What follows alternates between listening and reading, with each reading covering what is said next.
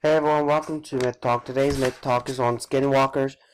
In Navajo culture, a skinwalker is a type of harmful witch who has the ability to turn itself and possesses or disguises themselves as an animal or absolutely anything, actually. The term is not used for healers.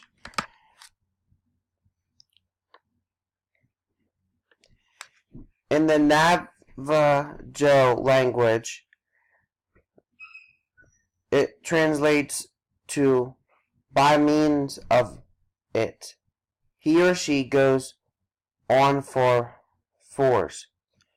While perhaps the most common variety seen in horror fiction by non-Navajo people, the Nauushi is another name for it, but is one of the several varieties of Navajo witch, specifically a type of anti.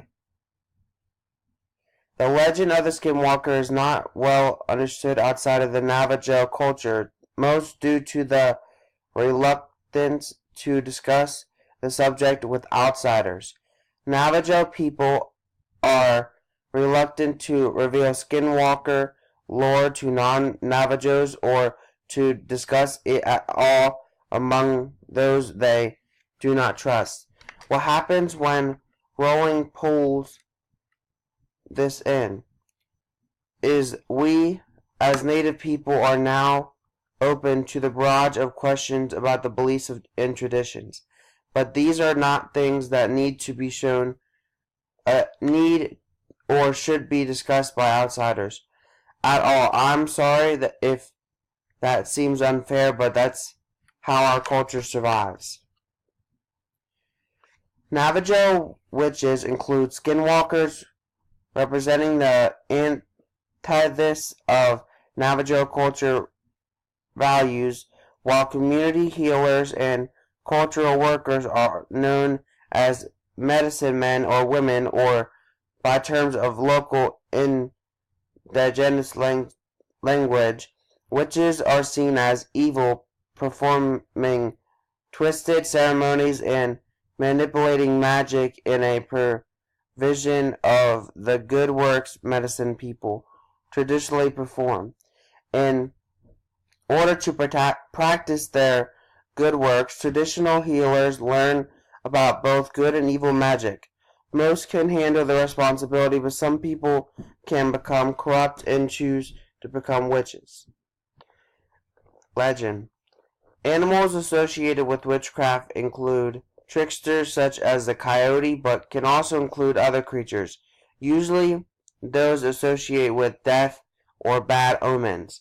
They might also possess living animals or people and walk around in their bodies by locking eyes with them.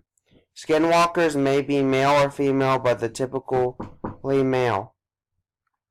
Skinwalker stories told among Navajo children may be complete life and death struggles that end in either Skinwalker or Navajo killing the other, or partial encounter stories that end in a stalemate.